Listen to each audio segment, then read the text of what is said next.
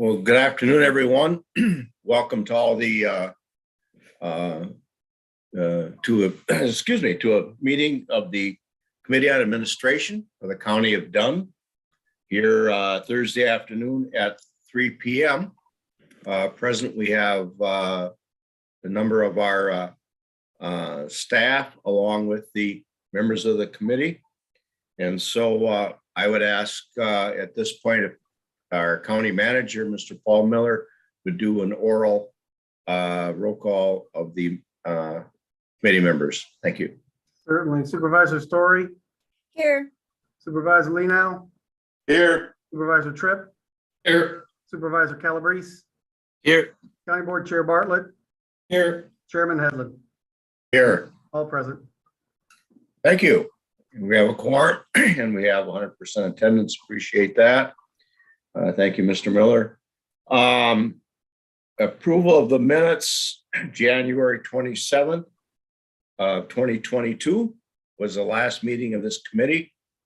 So moved by Chairman Bartlett. Second. Seconded by Supervisor Story. Any corrections to be made? Hearing none. All in favor, say aye. Aye. Aye. Any opposed? Thank you. Public comments. Krista, do we have any email comments? No, I did not receive any. Okay, thank you. Anyone waiting to get into the meeting? No, there isn't. Thank you very much. Staff reports are next on our agenda, and we'll start off with County Manager, Mr. Miller. Happy to answer any questions anybody may have on the staff report that's in your packet.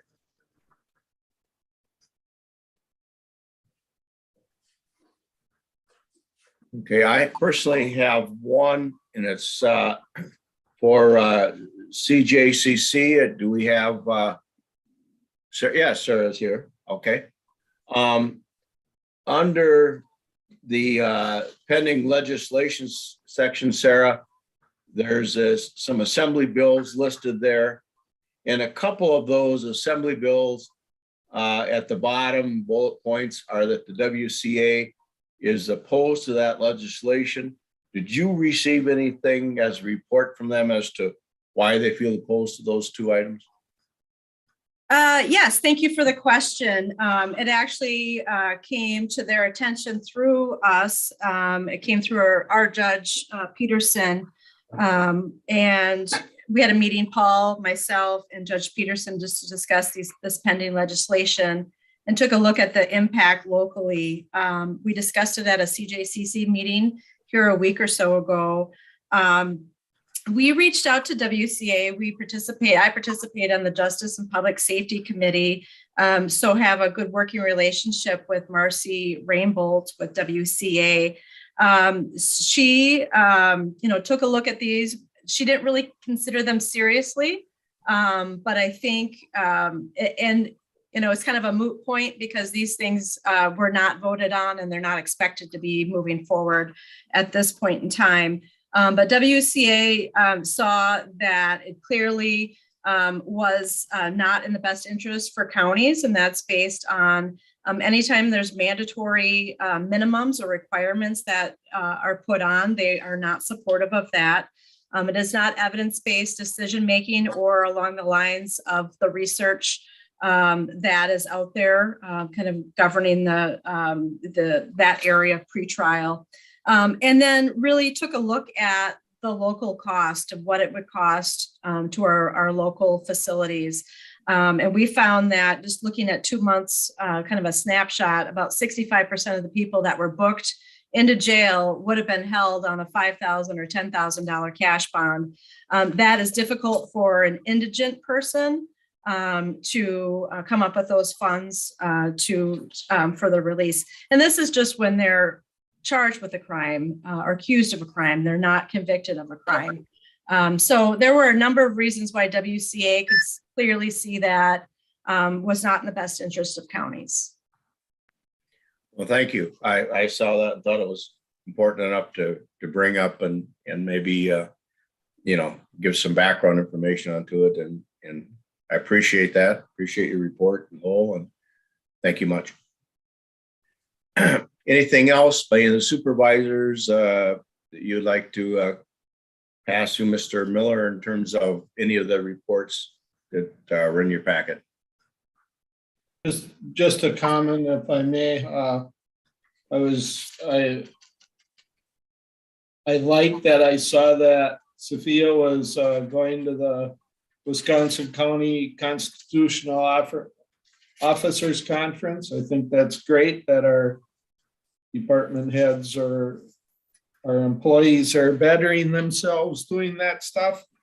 And in Mr. Dunbar's report, I was sorry to see that he's losing a couple of good employees. And Stephen Kochaver is long-term, so I'm sorry to see that. I wish him the best, but I'm sorry to see that. Thank you. Anyone else? Excuse me. Anyone else? Thank you, David. Any other supervisors have any questions about any of the reports? Okay, hearing none. Any of the staff wish to add anything or anything that would need to be updated? Okay, thank you much for that. Next on our agenda today is consideration for actions to be taken by the committee administration. Our first item is a recommendation on for the year 2021 budget carry forwards. Again, this is money that was budgeted to be spent in 2021, and those tasks were not able to be completed in 2021. And we have a number of them that department heads have passed on, asking that they would retain those funds, carry them forward into 22 so those items could be completed. Anyone have any questions on those or anyone wish to comment on those carry forwards? David? I've got a couple of questions on the back of that page.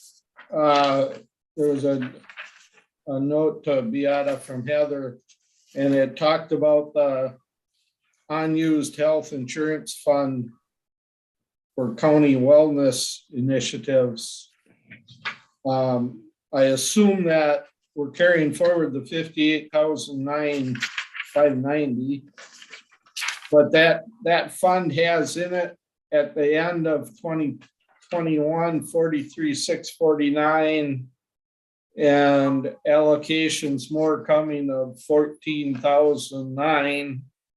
So we're going to have about 117,000 in that, and I'm just wondering how much do we use per year?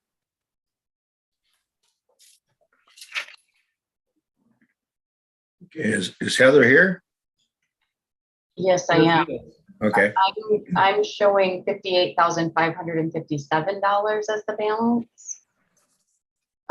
So we used, and I'd have to look at how much we used this year, probably, I don't know, 8,000 or 9,000. It was, since I've started, this is probably about the first time that we've spent any dollars, because the coronavirus started when I started. So we shifted our focus a bit. And so these are donated dollars or dollars that were provided specifically for this from Medica. And then due to the coronavirus, Anthem provided kind of a 1 month of grace or leeway and didn't charge us for premiums. So that's the additional 14,000 that's going into the fund. So I could certainly look up what we spent this year. Off the top of my head, I'm going to say it's between 7,000 and 8,000.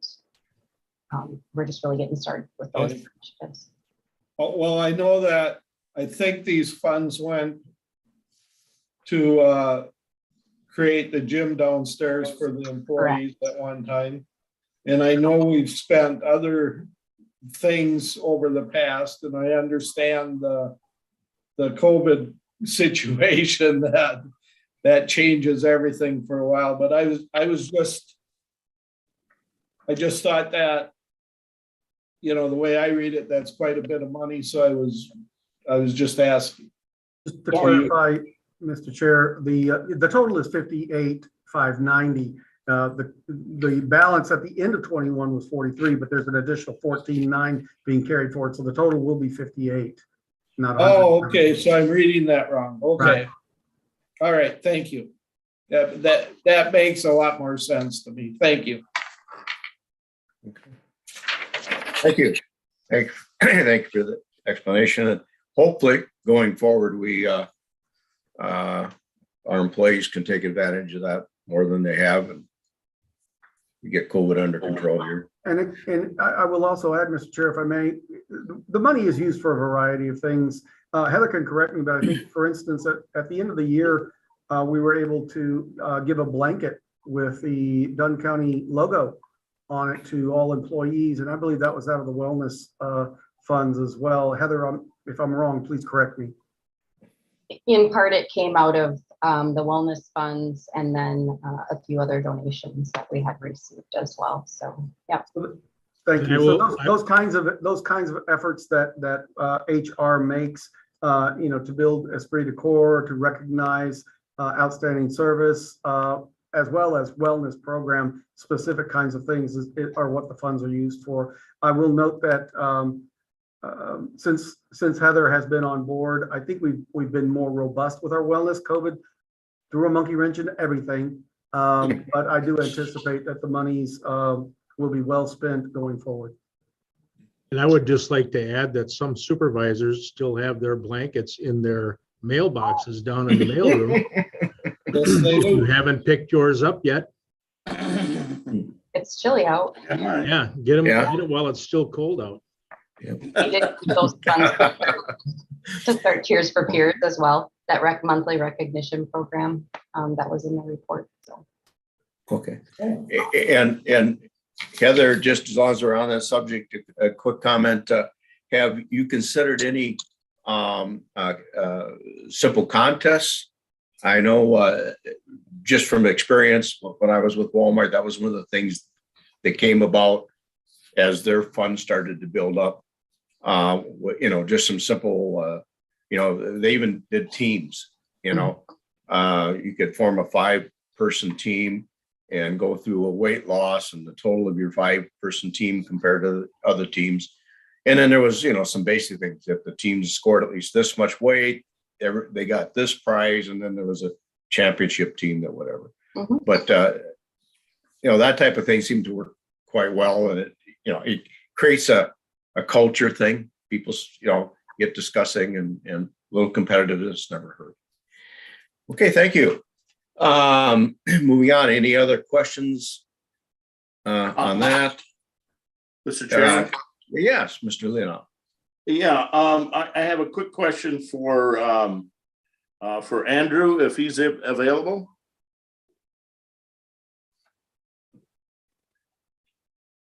Yep. Sorry. Okay, there he is.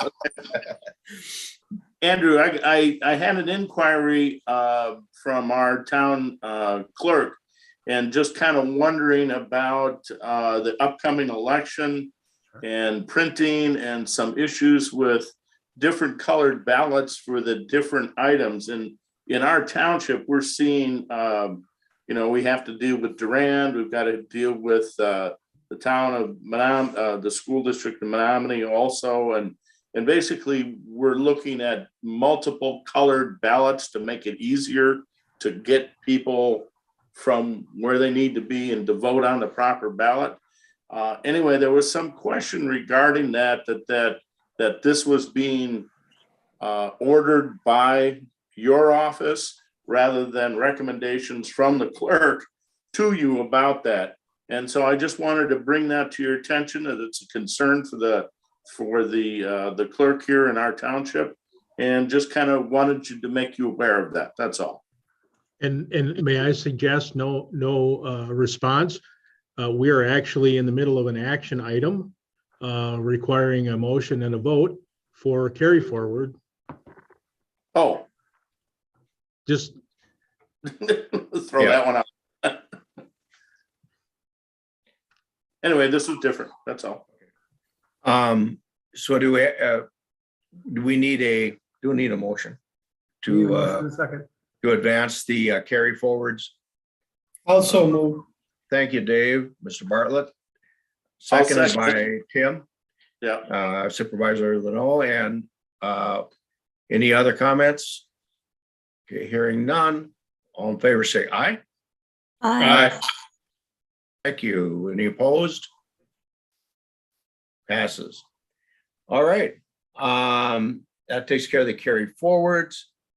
And next we have an approval of out of class pay. Again, the background information was all included in your packet. Heather, why don't you explain that one to us? Yes, I have been working with Supervisor Bartlett on a review for out of class pay for Corporation Counsel Nicholas Lang, who once County Manager Miller leaves, will be acting in that capacity until the position is filled. So we reviewed current wages versus the pay scale and what the county manager is currently making. And we are recommending at this point that Mr. Lang is currently at pay grade U, step 9, and we are recommending that he be moved to pay grade V, step 10, just to keep him consistent within the salary schedule. Effective February 20th of 2022, that allows for some overlap between the two and some training and transitioning. We are unable to do costing at this point in time because we don't know for how long that will be. It's until somebody is appointed as the county manager. So that is the recommendation at this time. The committee is asked to review the request for out of class pay for Corporation Counsel Lang and approve the request beginning February 20th through the starting date of the incoming county manager. Okay. Any questions on this request? All right. Any comments? Okay, so what we're looking here is for a motion to, this is again a temporary suggestion that we would take the pay grade for Mr. Lang and increase it to $144.14 annually. And that would start actually this pay period and would continue on until we had a county manager in place.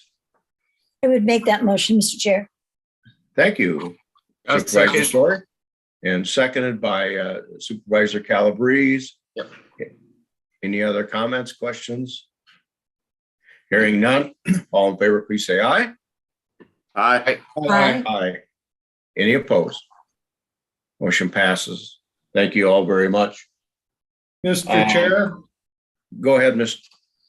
I was Bartlett. just wondering, I know that our county clerk had in his staff report some stuff about elections, and I was just wondering if we could go back to his staff report and then maybe he could answer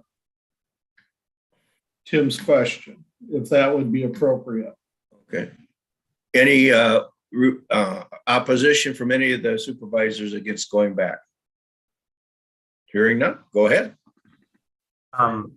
Thank you for the opportunity, and thank you, Supervisor Leno, for the question.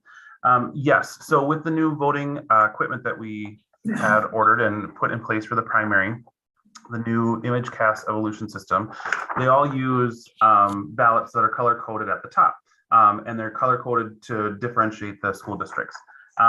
With the way that the new ballots had to be ordered, Command Central, our vendor, did need a preliminary number on the ballots that were recommended for spring. All the clerks in Dunn County have been given those numbers and asked to verify them. and Sally, actually from Town of Dunn, said that her numbers looked good. So I did have to send off preliminary numbers, and then have been getting feedback from each of the clerks on the number of ballots. It's different because since the new election equipment, we don't have any touchscreen voting. And before there was a touchscreen system and a ballot system. Now it's all paper-based ballot system. It's one of the Command Central features to dissuade any of the conversation regarding potential fraud. It's kind of it's a big guessing game this time with adjusting the number of ballots since we don't have a touchscreen system anymore. But so all the clerks were consulted and they've all confirmed the numbers. So is there any other questions on that? Not on that, but I was just curious how the new employee search is going. It's going very well. HR and Heather did a wonderful job of putting together the posting. It got posted last week on Thursday. We received six applicants so far for Christine's replacement. And so hopefully, more come in, and some of the candidates look very, very good. And it'll be an interesting search to weed through some of these really wonderful people. So it's coming along. Thank you. Mm-hmm.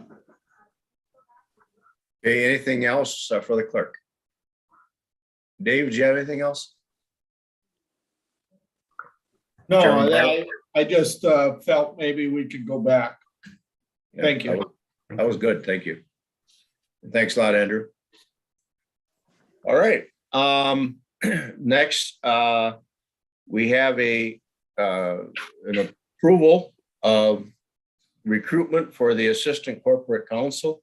Again, this came to us from our Heather Murray, our Human Resources Director, and the background information was included in your packet.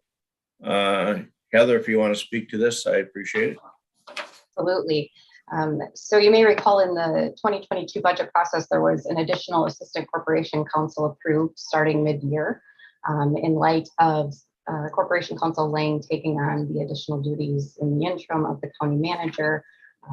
I am recommending that we consider, or I'm asking that the committee consider moving up the hiring and recruitment process for the Assistant Corporation Counsel to begin immediately with the ability to have somebody start in April.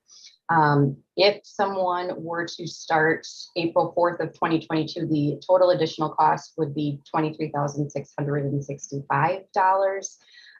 It hasn't been budgeted for in 2022. However, it's the recommendation to do a review of the complete budget once we get through everything to determine if there is a need for any sort of budget adjustment. So closer to the fall, once we're able to get through the hiring of the Assistant Corp Counsel, the hiring of the county manager, et cetera. So with that, if there's any questions. Any questions for the supervisors? I have one Supervisor Leno? Yeah, go ahead. Go ahead, Tim. Yeah, Heather, do we have quite a few people looking for that position? I have not had to recruit for an Assistant Corporation Counsel in quite some time. So I can't answer that question without the process. All right. Okay. Anything else? If not, would someone care to make a motion? We approve this request.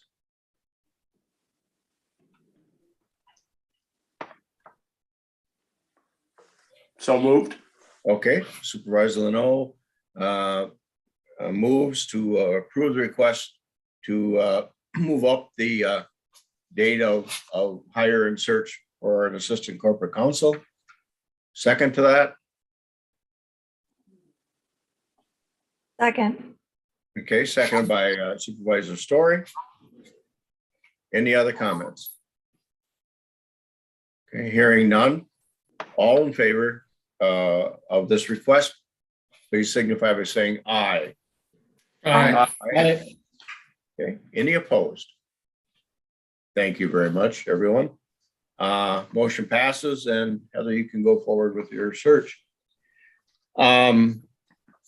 Next item is audit of the vouchers. Did anyone have any question on any of the vouchers as they were printed in your packet? Supervisor Leno, please go ahead. Yeah, this would be on page 3 of the vouchers, under 1160 Register of Deeds. I see a maintenance contract for Fiddler Technologies Incorporated for $41,232. Is this an annual cost or is this monthly or? Annual cost. It is an annual cost. Okay. All right, that was the first question I had. And the second question that I had was in under 1220, farm mediation counseling. Just Try Mediation Incorporated out of the circuit court clerk. I'm just kind of wondering what that is. Is this arbitration or what is this? It's if I may, when parents are in family court and they're not able to agree on custody or placement issues, the court sends them to mediation. So they meet with somebody and try to work out their differences before spending time in court on it. Okay. And then that is a per litigant cost? Or is this like a monthly fee? I would guess it's probably a monthly fee, but I wouldn't know for sure. I'm familiar with Try Mediation as being the court's provider for mediation services and family law actions. Our clerk of courts, Katie Shaley, is in attendance. Oh, why, yes, she is. I apologize, Katie. I apologize. I had a staff member asking me a question. Can you repeat the question? Just wondering what family mediation counseling, there's a fee of $1,400 plus, and just wondering, is that per litigant or is that kind of a monthly fee? I think it would be page 6 of the vouchers. I'm going to pull that up here quick. Sure.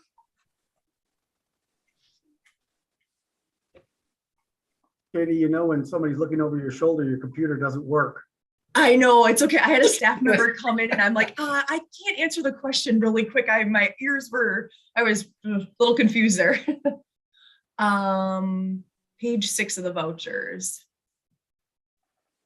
Okay, for Try Mediation.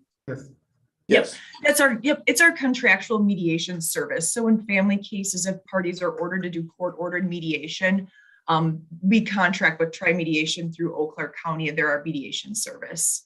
So it's a monthly fee that we pay to them. Oh, monthly fee then. Okay. Yep, monthly fee. Right. Does it vary depending on the amount of service, or is it a set fee? It's a set fee. We budget $17,500 per year. So that's their monthly invoice amount to us.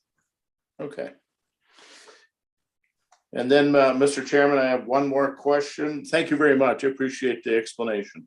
You're welcome. Okay. And then under 1420 agricultural, I see on page 9, operating supplies at Lakeside Bar Incorporated. Just got a question.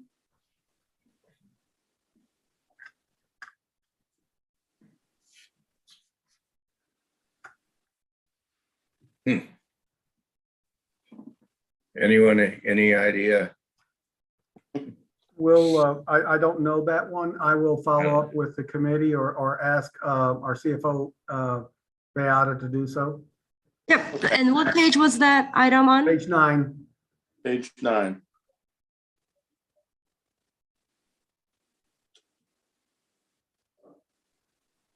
Okay, I will email you back on that. That was the Lakeside Incorporated for $285. It's a pretty good bar tab if that's what it is. I would guess it's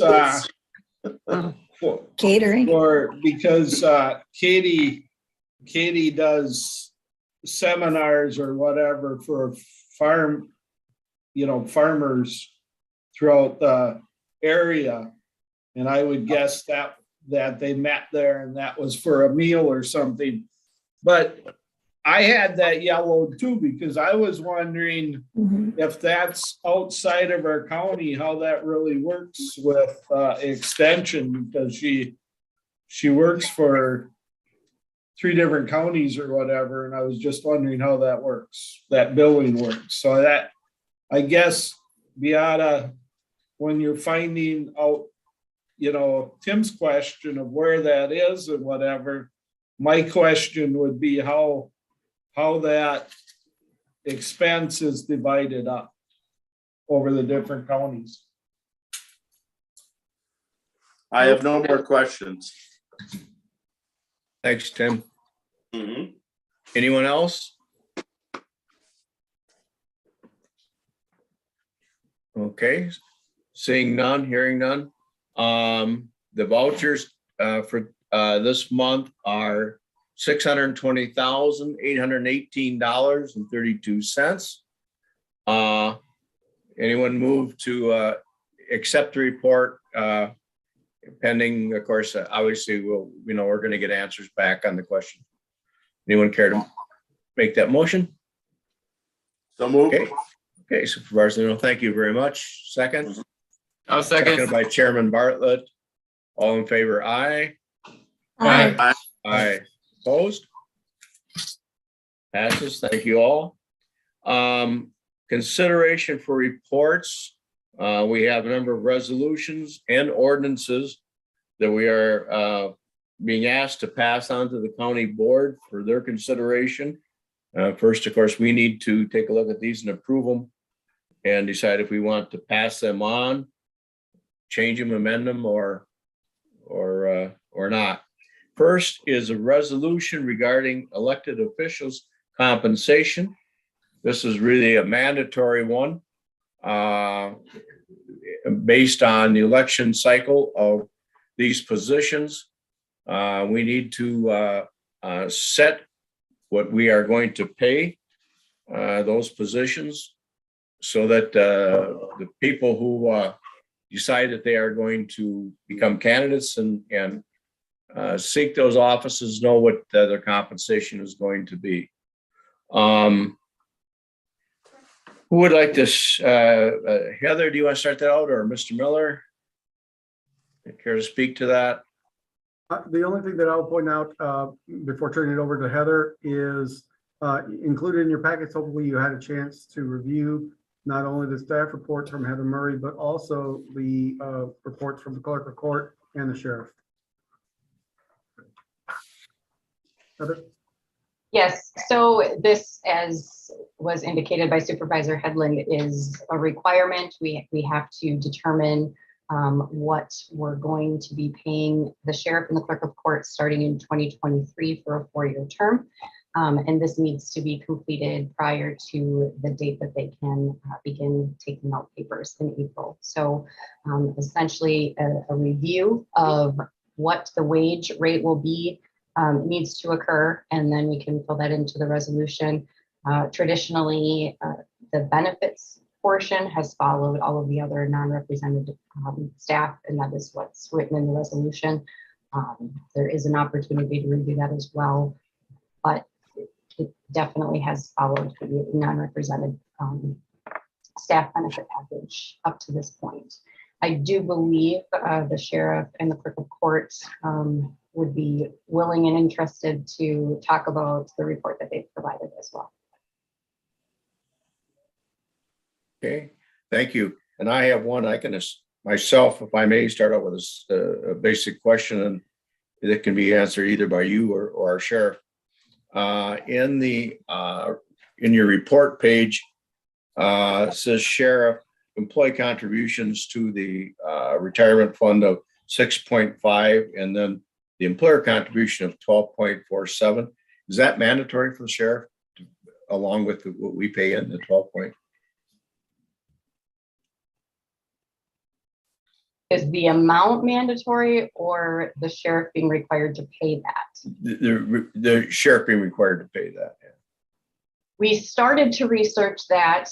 We reached out to ETF to ask that question. The response that we've received to this point is, given the move that Sheriff Big made to take on the role of sheriff in 2019, it was after 2011, and therefore he does have to pay it. We did not continue researching that or push back on ETF to see if that is the case. So that is the current response that we have received. Thank you. All right. Who would like, if Sheriff Big or Katie, who would like to go first? It doesn't matter to me, I guess. Go ahead, Kevin. How long have we got you on here? No, I kind of laid it out. But there's certainly some compression issues between my second in command, my chief deputy, and my wage. You know, this year alone, he'll make $4,000 or $6,000 more a year than I will. And I don't know any other department in the county that the second in command makes more than the department head. So I would argue that there's a compression issue that needs to be corrected, and to avoid that in the future, to keep up with the steps that are historically given. Well, the steps are laid out in the employee handbook for non-represented employees, and there's 2.75% between each step, and then there's generally around a 2% increase every year. So my chief deputy, you know, gets basically a 4.75% increase every year. All my staff does generally. So that's my point, to keep ahead of that. In 4 years from now, the step increase needs to be enough so we don't have a compression issue again in 4 years. I manage a department 24/7, 365 service. I'm on call day and night. My phone rings while I'm on vacation or while I'm not on vacation. I don't have the luxury of shutting my phone off at 4:30 when I go home for the day and come back in at 8 o'clock in the morning and pick up where we left off the day before. So in comparison to other department heads throughout the county, an average size, if you take kind of an equal size department of employees, I have a department of about 70 employees between full-time and part-time. With human services is around that same number. The human services director is paid 2 steps higher than my chief deputy. My chief deputy is paid 2 steps higher than my captain, and so on. That's pretty standard across the board for department heads. So I think I align in the area of where the director of human services is, equal size departments and equal responsibilities, if not more on my part. Menominee chief last year made $7,000 more a year than I did, running the department about half my size. He's basically running the patrol division of my side. I have a jail to run. I do civil process. I have to, do body recoveries, all that stuff that Menominee chief isn't responsible for. He's basically running the department of my patrol staff. So I've got a department of twice his size, and he's compensated at a higher rate than I am. So those are just some things that I pointed out in my justification and recommendation for a wage. Thank you, Kevin. Any questions by anybody for Kevin? Or in your packet is a suggested amount that, based on the information Kevin has just given us, that he feels would be a fair amount. And Kevin, let's see if I'm getting this right now. There's proposed wages 2023 through 2026, correct? That was starting at 120,045 and ending at 138,602. Right. Okay. All right. Thank you. All right. So that still matches up. Okay. Anyone care to weigh in? Well, I just was. Go ahead, Super. Uh, Okay. I had an opportunity to kind of look at that chart, and I see Wapaka is sitting right around 109, and they're from a population is fairly similar to what we have at this particular time in the same ballpark. And so I'm kind of seeing that, yeah, we probably need to make some adjustments here somewhere along the line. Okay, thank you. County Manager, Mr. Miller, if you would, please. Yeah, if I could ask the sheriff or Beat, our CFO, where are we at with what we budgeted this year? This, just in terms of how it'll compare, what's the percentage difference it would be in 23? And the reason I'm asking is we did a 5% for everybody this year, which of course the sheriff and the clerk courts did not receive. So I'm just curious the difference between where the salary is for the sheriff this year versus what's being proposed. What percentage does that work out to? And I'll work on that number and I'll get back. Okay, sorry, I didn't mean to catch anybody off guard. I can answer that. From this year's wage till next year's would be just shy of around 20% increase, which sounds large, but over the last 4 years, there's been, this this compression issue. The chief deputy passed me up about 2 years ago on his wage, and that's the problem when you set a wage for 4 years and the non-elected get increases over those years. They sometimes pass you up in a wage. So yeah, I guess that kind of answers Paul's question. Thank you. It's just over 20%. 20% would be around the 119,000 mark. And I think to Kevin's point, they've received, I believe, the 2% increases, but the staff have received the 2% plus that 2.75% stuff.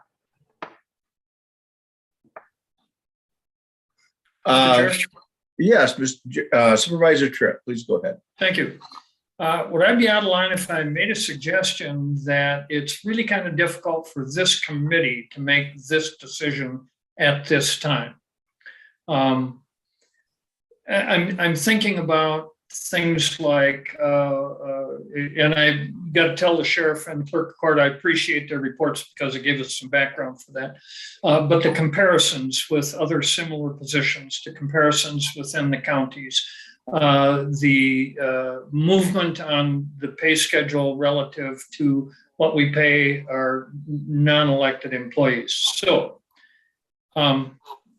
my suggestion would be that it might be easier for this committee to reach a reasonable decision on this if we were given 2 or 3 options that were arrived at after negotiations among the individuals involved. That would include finance, HR, and the individuals themselves.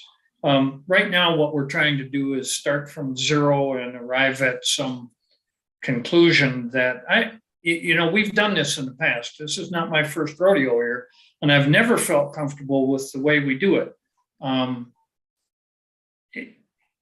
Do we have enough time before the deadline to ask for the people directly involved to get together and come to us with some options from which we can choose?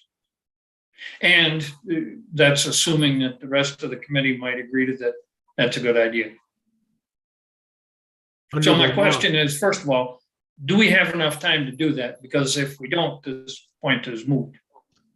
Under the law, these 2 constitutional officers can begin circulating nomination papers on April 15th. Mm-hmm. The salary has to be set before that date. The April County Board meeting is on the 19th. So the March County Board meeting, without having an extra meeting, would be the one where the resolution would be considered. And the March Committee on Administration meeting comes after the March County Board meeting. And Thank you. You've answered my question.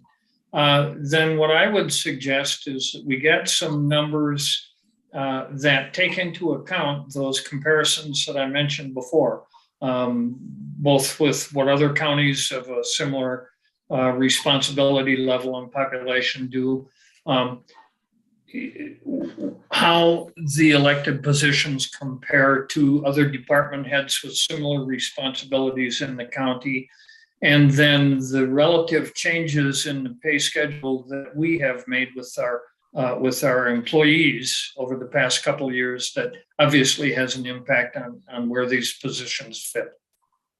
So can somebody give me a number that's a good suggestion, and I'll tell you whether I like it or not.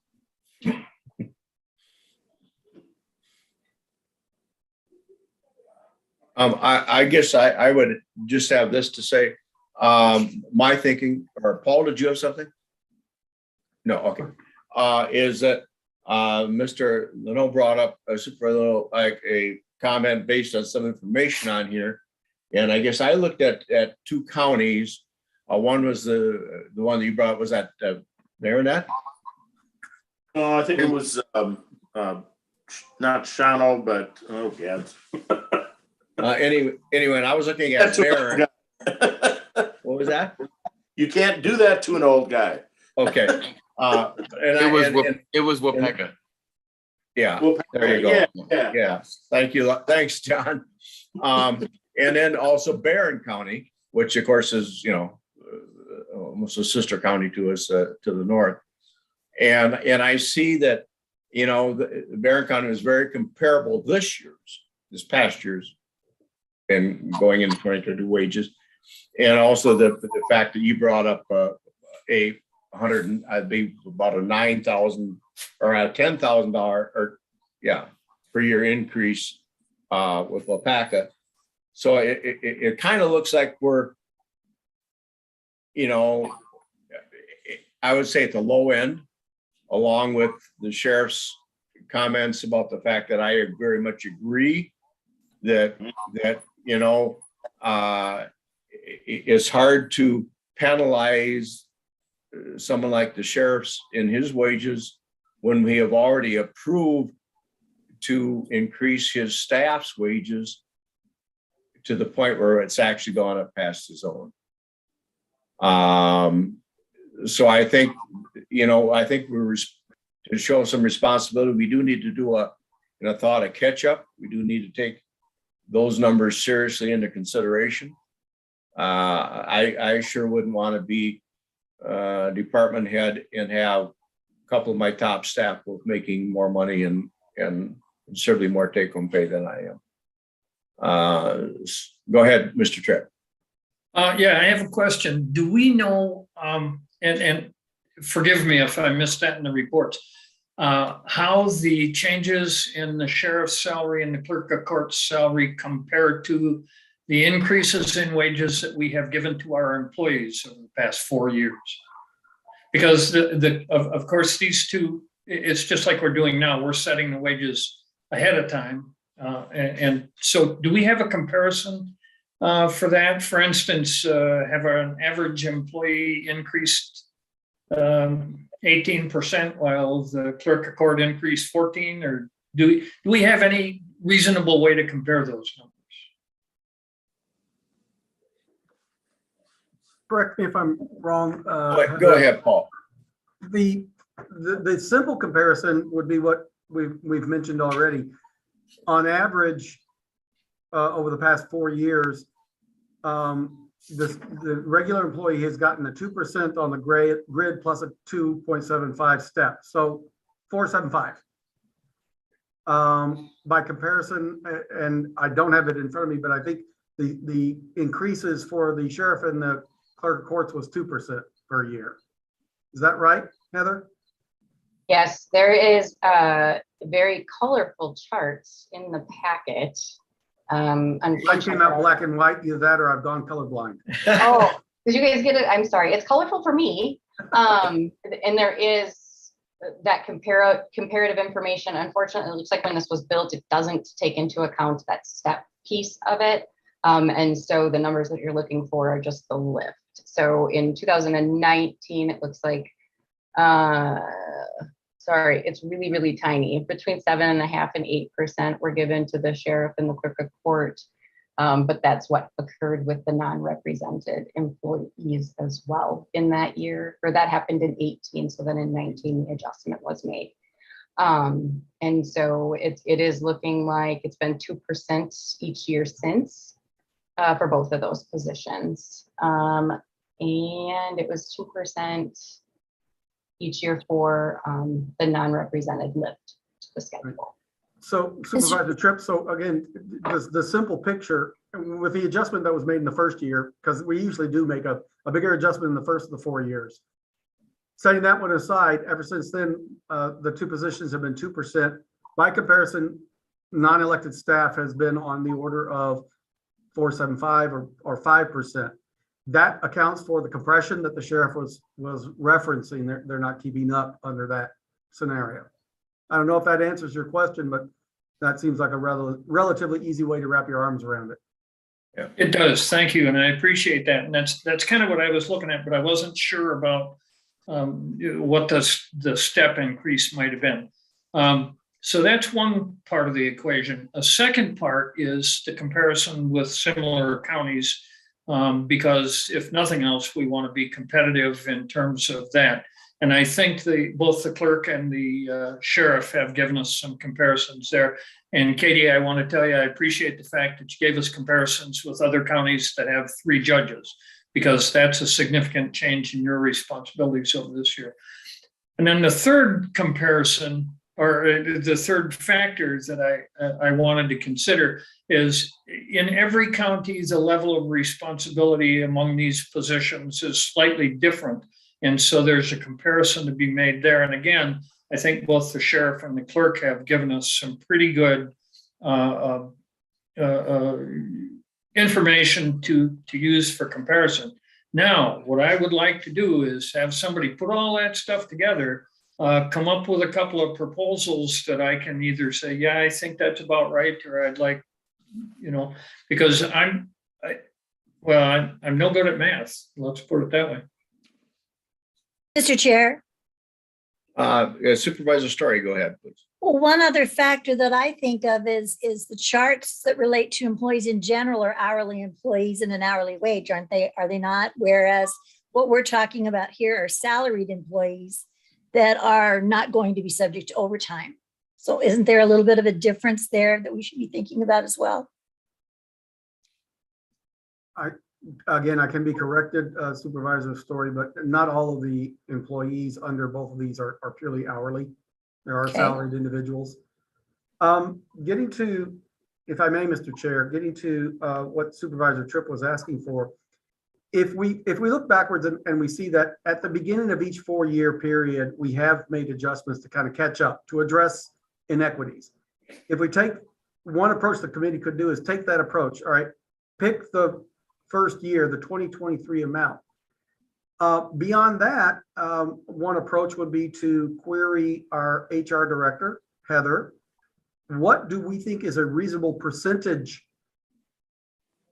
for the next 3 years? Last time it was 2%. And where I'm coming from is we know that salaries are going up. We know that competition for employees is getting much tighter. We know we have to provide a competitive wage.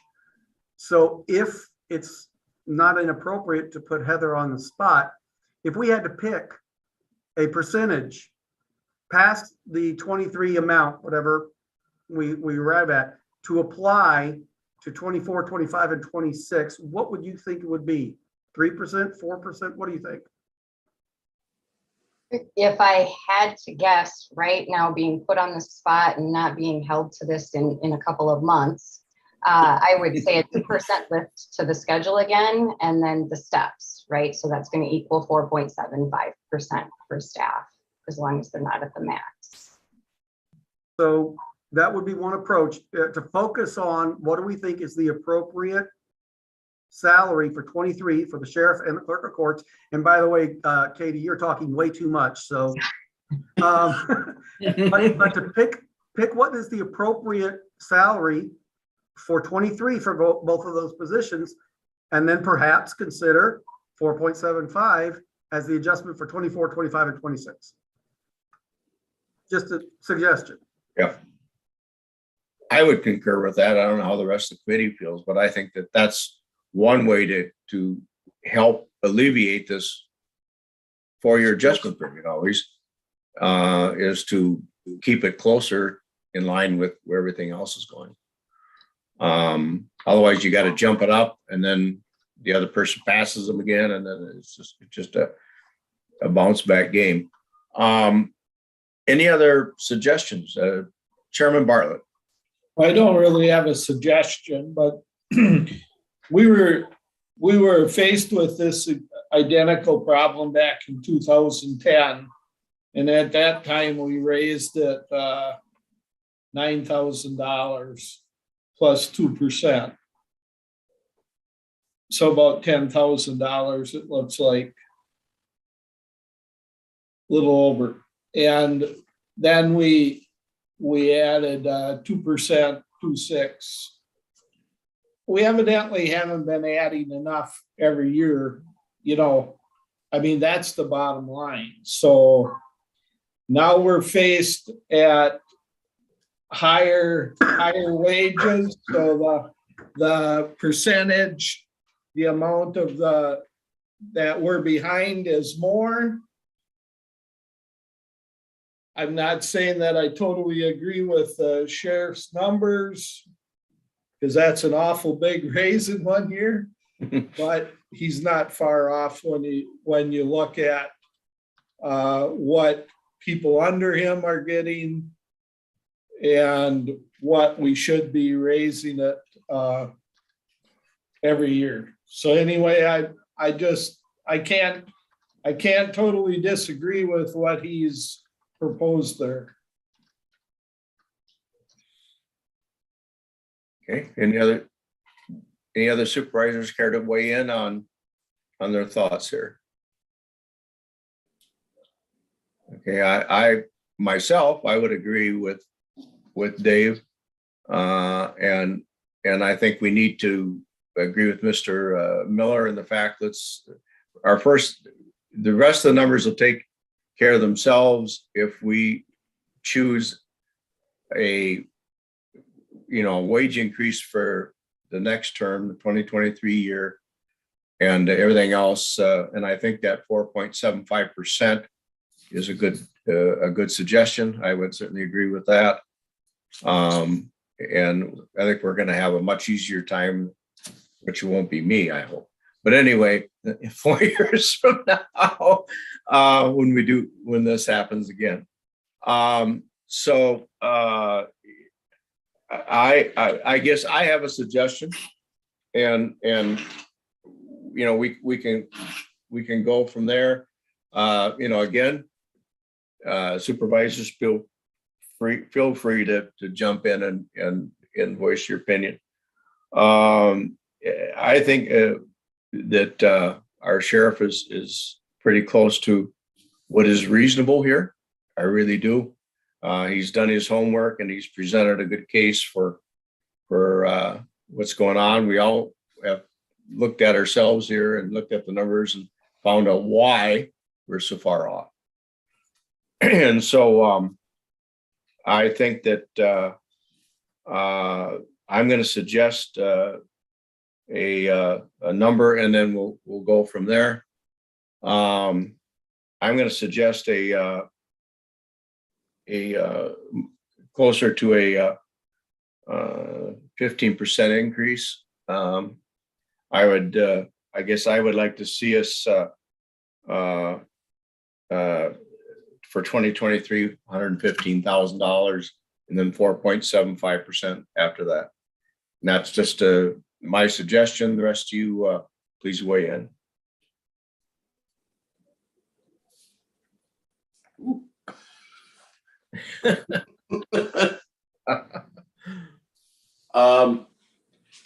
Mr. Chairman, if I can, will our budget handle it?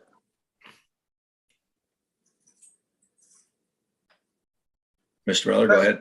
The best I can respond, Supervisor Lee, now is we don't know, but this we do know. We have said before, we've got to pay a competitive wage. These positions are constitutional positions. If we want qualified people, if we want to retain qualified people, and I would argue strenuously that we have a very qualified sheriff and clerk of court. If we want to retain them, we've got to remain competitive. My own position has been on this has been everything else is somewhat secondary when it comes to the consideration of our overarching budgetary considerations. And I've said before, if we get down to the point where we can afford one employee for the entire county, we've got to pay a competitive wage for that one employee, or we won't have that one. It's simply the case, especially when you're talking about high-performing quality employees. If we don't pay them a competitive salary, they will easily go where they will get that money. It is a seller's market when it comes to employees. So it is what it is.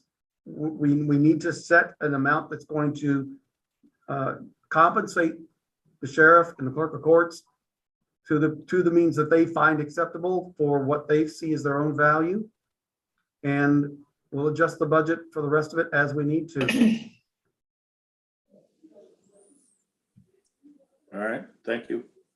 Okay. Is there anyone that feels that we should, in fact, try to meet the request of our sheriff and start at 120 for 2023? Again, I'm just throwing a number out there just for consideration. We need to act on this. We need to act on this in this meeting. And I guess, what is your number? What do you feel comfortable with, committee? Please weigh in. Mr. Chair, I'm not opposed to that number. I guess one thing I'm thinking about when it comes to whether or not we can afford it is this: we've lost a lot of employees that have been with us for a number of years that have certainly will mean that we've got a younger group coming in. And so I think the bottom line is that and I haven't done the research, but if we were to take the total salaries for last year and the year before, taking into consideration those people that were at the top of their pay scales because they've been with us for 20 plus years, I would question whether or not we wouldn't be okay and be in the ballpark with regards to being able to afford this. Okay. So would you want to suggest then that we go right to the $120,000 as requested? I'm still thinking about it. Okay. But I'm leaning in that direction. I guess I'm curious to know what the sheriff would think to that proposal. Okay. Heather Berry, HR. Just a real quick piece of numbers information. I added the 4.75 to the sheriff's first in command, his chief deputy, to see what he'd be at next year. The 115 would put the sheriff's wages at about 7% above that individual. Okay. And I did a little quick math too. If I'm following the bouncing ball correctly, 115 for 2023 would be a 15.6% salary increase over this year. Okay. And then accompany that with a 4.75%. The 4.75 thereafter would be the option that the committee may want to discuss for the subsequent 3 years. Right. And then, okay. All right. Anyone else care to, what do you think of that as a group? Seems reasonable. Supervisor Calabrese has his hand up. Okay, John, I'm sorry. Go ahead, John. Oh, that's okay. Yes, my opinion, since I haven't given one yet, and listening to all the commentary and reading through the reports, I would suggest accepting the request as is of the $120,045 and the same increase that are listed there, based on what Mr. Miller said, based on the thorough reports, based on the purview of the sheriff and the clerk of courts and the 3 judges. And I think it, yes, there's budgetary concerns, but it also sets not a precedent that this committee and this board will do whatever it's asked by important department, but just that it sets a precedent of showing how important we think these roles are and being competitive with other counties. And that's just my opinion. And while I have the floor, I would say, I think I see a typo in the resolution. In the second to last, be it resolved. It says that be it further resolved, sorry, that the above county elected offices are entitled to, and I think that should be officials and not offices. I think. Thank you, Mr. Chairman. Okay, thank you.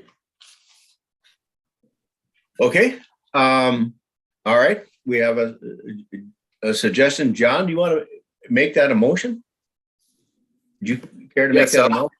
You would? Yes, I will so move to Okay. accept the request. All right. Okay, now you're moving to accept both. Am I understanding that correct? Both requests, or are we just talking about the sheriff at this point?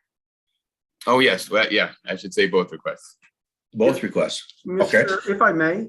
Yes, go you may ahead. want to- You may want to hear from our clerk of courts before then. Yeah. I was teasing Katie about not talking, but we really haven't given her a chance yet. Right. All right. What do you think, John? Do you want to do that, or you want to just address, you want to Please, change it? You want to amend that? No, I'll still make the motion and then, but I would like to hear from the clerk of Oh, courts. okay. All right. All right. And the discussion part of the motion. Okay. All right. Is there a second? Okay. Is there a second to that we accept? Second. Okay, Supervisor Tripp is the second. All right, now, speaking to the motion, we have a request for our clerk of court to speak to her part of the request. Hi, thank you. I guess I'll just summarize a little bit of my written report. We did get 3 judges in 2021, which has added to the additional scope and responsibilities of my position. And I thought I did a good job of comparing the other counties of comparable sized counties with the 3 judges. The 3 judges really is important. Population is a competitive thing, but I do believe that the judge size and the case filings are a big responsibility. Just because you have a large population does not mean you have a lot of case filings or vice versa. But in Dunn County, we have had a good case filing for many, many years, and that was the reasoning for the 3rd judge position.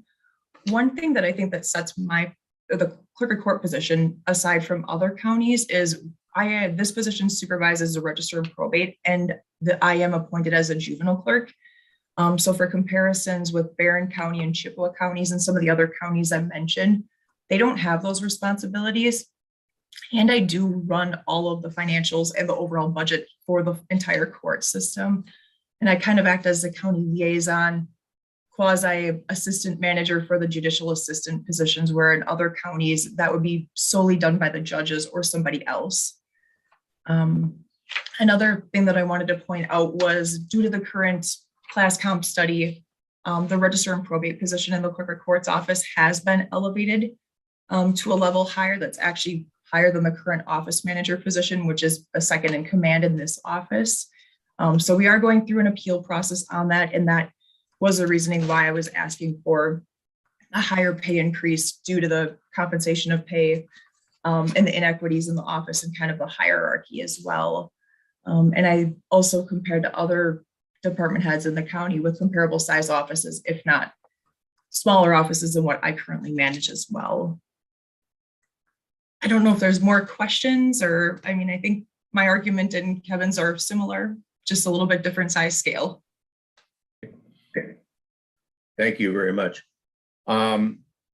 Any questions for Katie? County Manager Miller. Just clarification, Katie, did I read your report correctly? 85,000 would be the 23 salary that you're recommending? Yes, that was my recommendation. All right, and then the 4.75 thereafter? Yes, yeah, but I just put, I think, comparable to the county, which would be Right. about the 0.75. Good. So as I understand it, then the motion from Supervisor Calabrese, seconded by Supervisor Tripp, would be to accept the proposals of the sheriff and the clerk of courts for those salaries. And we can, it's easy enough to do the math to fill in the resolution. Supervisor Chair. Tripp, go ahead. Yes. Jim? Thank you to all those who have contributed to my understanding of this issue. If I'm correct, and we pass this motion, the percent increase on the clerk of courts would also be just about 20%, right? They're pretty close to it. And that would get to the 85,000. So we're looking at some pretty similar numbers, or am I off on this? You would ask for one bit of math I haven't done yet, Supervisor Tripp. I'm looking for the numbers. I'm sorry, Jim. Well, 71 to 85, I think is an Okay, there you increase go. of 20%. So it seems to me that this would be equitable if nothing else. Right. And also proof that this is the way our system has worked in the past and leaves us in this situation with these type of positions where we have not increased them annually enough, I think has been But really if I didn't hit my calculator buttons wrong, I came up with an 18.6% increase for the clerk of courts. I came up with the same number. Thank you. I did All right, mine so- in my head. So we have a current motion on the floor. The motion was brought about by Supervisor Calabrese. Motion was seconded by Supervisor Tripp that we go forward at this point and use the recommendations. You've heard the numbers, a base increase to 85,000 for clerk of courts, Katie, and a raise to $120,045 for the sheriff, and that the increases annually for the next years included in this would take us to 2026, would be 4.75% annual increase on top of those base numbers. At this point, any other questions? If not, I'm going to ask that we vote. All right, all those in favor of entertaining those requests and entering those numbers as part of this resolution that we passed on to the board, please signify by saying aye. Aye. Aye. Any opposed? All right, thank you. Thank you to our sheriff for being here and filling us in, and also thank you to Katie for your patience. Thank you for a very good discussion.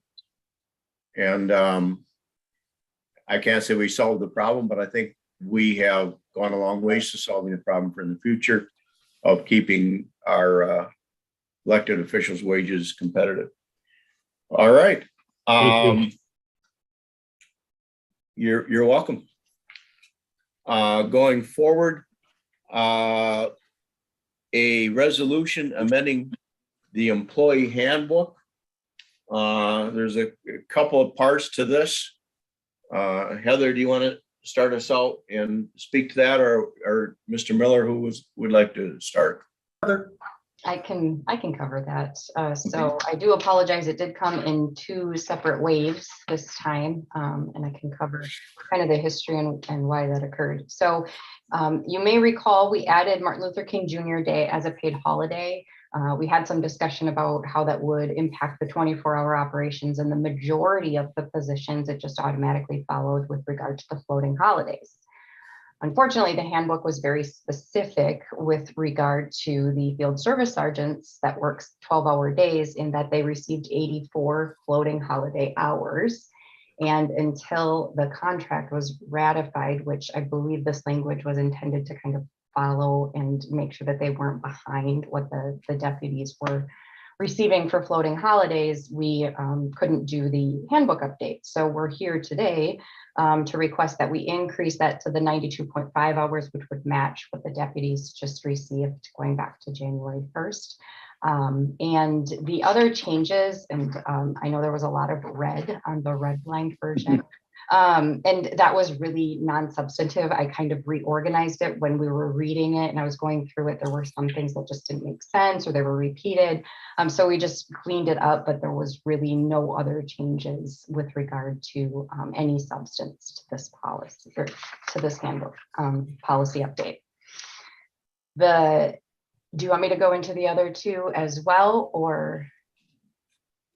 Any questions on this part? I mean, this is really, I don't want to say it's the end result of something we've already approved. Like you're saying, was to add that holiday and then the necessary changes to the handbook to reflect the fairness of that to all employees involved. Correct. Is that okay? Any questions or comments? All right, go ahead to the second part.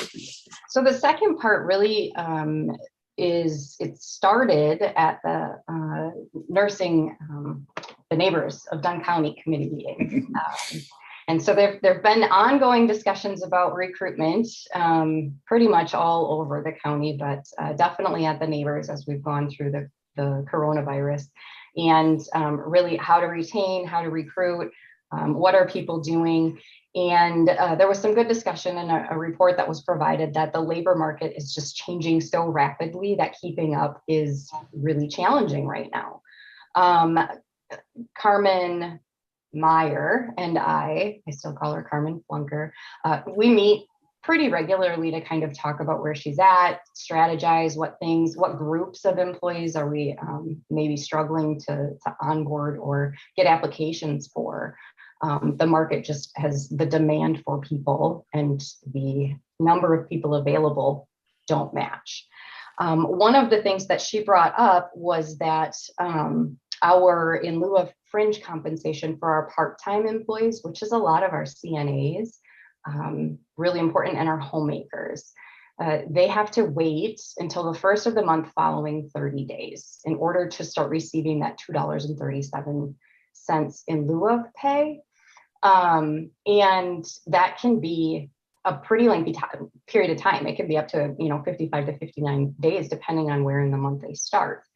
And so from a competitive recruitment standpoint, a lot of the nursing homes, Mayo, places that are able to change their wages much more quickly, they're above where our starting rate of pay is. And so we'd like to be able to advertise that is included on day one, increasing that base wage for those individuals.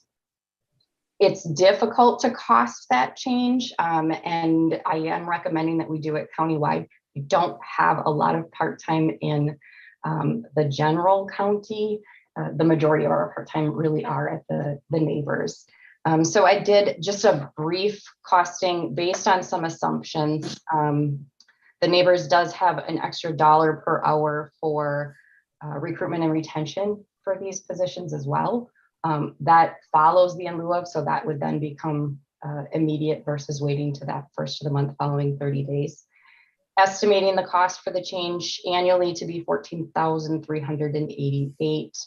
For the neighbors, $908 annually for the rest of the county, because really it's just at that point of hire. So it's, about a 45 to 55 day period that we would be taking on an additional expense. I do believe Carmen is on as well. If there's questions for her, we've worked together on this.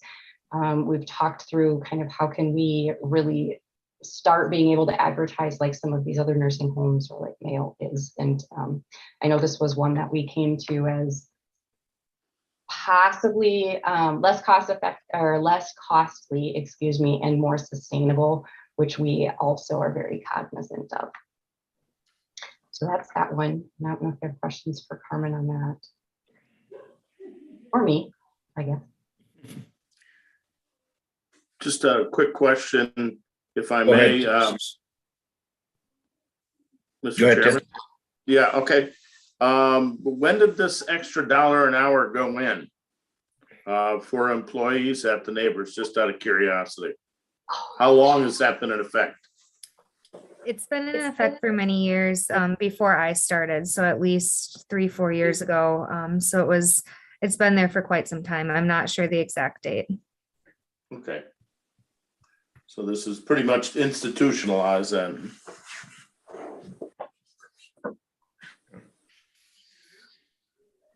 I guess personally, I like this better than seeing some of the advertisements in the paper offering like $500 bonus or that type of thing. Those things, people, I mean, I see companies continually revising those.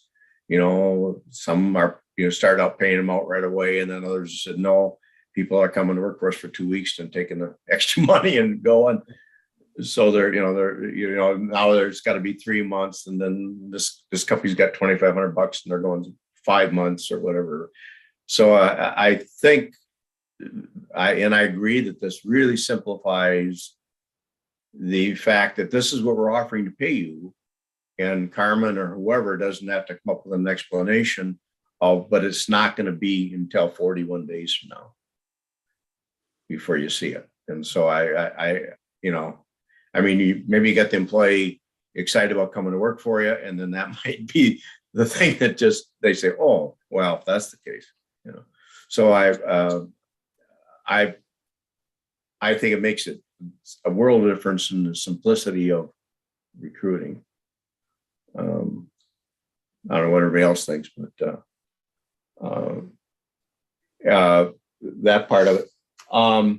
If I may, at this point, I would like to backtrack and ask for a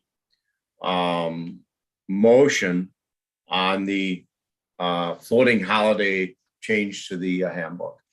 Is there anyone that was against that? If not, I'd like to have someone make a motion to get that one out of the way. And that was one she just first explained about having to change for the Martin Luther King day off. Anyone care to make a motion that we? I would make that motion. Okay, thank you, Supervisor Story. Second? Seconded by Mr. Leno. Thank you very much. Any questions on that? All in favor, please say aye. Aye. Aye. Any opposed? Hearing none, passes. Thank you very much. Because this next one is that we're talking about right now is two-part. I don't want to get us thinking and considering too many things as being part of what we're talking about. Okay, so that was the first part of this, and that is making that in lieu of pay. And again, this will be countywide. It just says it has been brought up as a good recruiting tool at the neighbors. The second part of this is offering new employees, some vacation hours to put into their bank of vacation time upon hire. Is that correct? Am I saying that correctly? Yes, if I may, though, I think Supervisor Bartlett had a question or a Oh, comment. I'm sorry, David. Go ahead. I was going to speak on the in lieu of pay. If I wished I would have kept the numbers or the report we had from the CNAs, because the amount of CNAs that we are hiring from,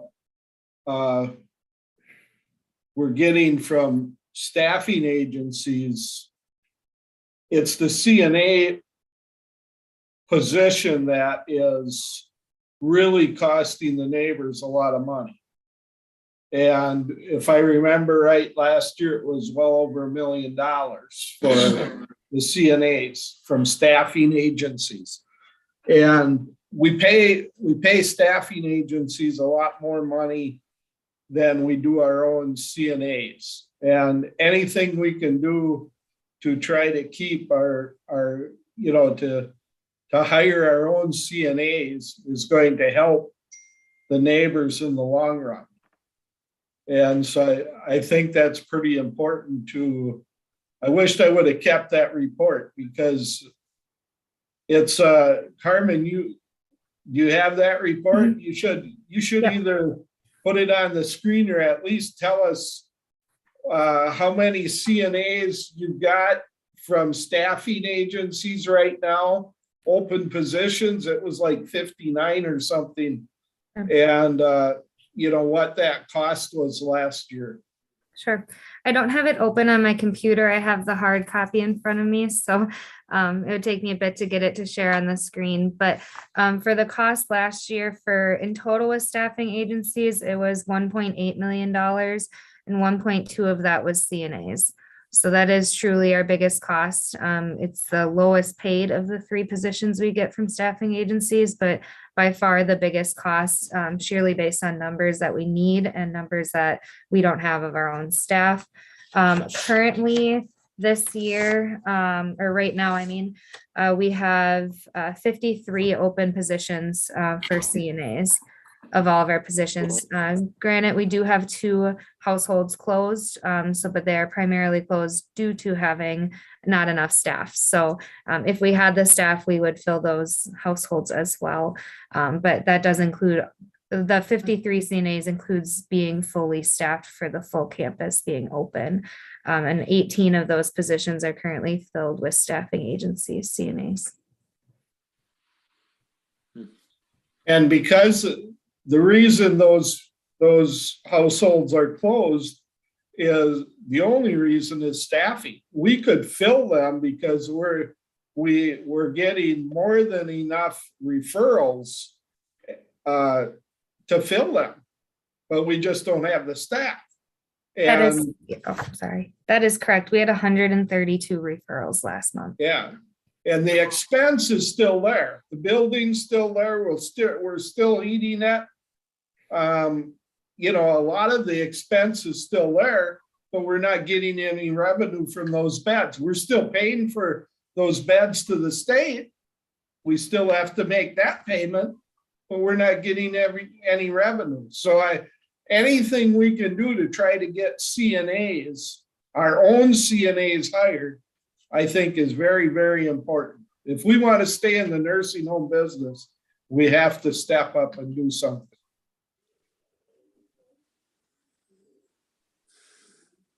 I agree. Thank you, David. Thank you, Carmen. So we're going to go ahead. Then that did pass. Unanimous vote, and you can start offering that. I guess whenever you have it set up to do that. Okay, our next resolution then is one we've started to introduce. Again, talking about changes to the handbook, which really are, in this case, adding, one of the things was adding vacation policy, which would change, like I said, to adding hours being offered to new hires therefore they would have vacation available. And again, trying to make us more competitive with other employers near it. Go ahead, Heather, if you would. Yes, so I've been monitoring this for a period of time, and really over the course of the last 12 to 18 months, I can think of very few job offers where we weren't asked to provide that bank of time up front. There is the flexibility right now for the county manager to approve that. One of the things that they're saying right now as I'm following the trends is being able to get somebody hired, that offer out more quickly is important because the competition in the job market is so high. So this proposal gives department heads the opportunity or the ability to approve up to 40 hours for hourly, and then I believe it's 120 hours for any management type positions as a starting bank for those individuals. It's pretty standard. The private sector's been offering up front banks of time for quite some time. We're starting to see that come into the government side of things. I had a department head reach out and say, it sounds like Eau Claire County started that recently as well. And so this really just, I'm hoping it'll be able to streamline some of that offer process and really get offers in front of candidates sooner, and makes us a little bit more competitive. Any comments? Questions? And I don't see everybody, so please speak up if you do. I have one basic question. And what do you feel, if any, that there would be impact? I know we've hired a number of new employees.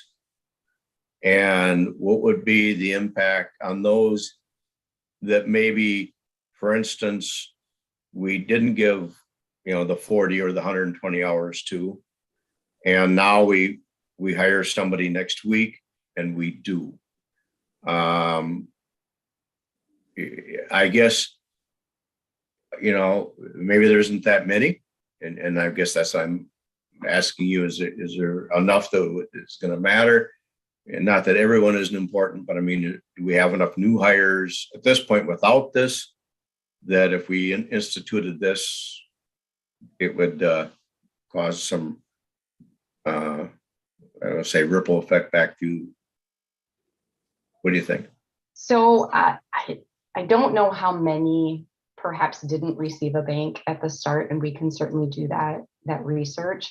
We do have a provision in the code, right, or the ordinance, excuse me, right now that would allow for us to do that review and really go retroactive to a period of time. I wouldn't go back past the first year if we did anything, more than likely. But I think that County Manager Miller and I, if we received those requests, could really lead through those to see if we needed to do an equity adjustment because those individuals were recently hired.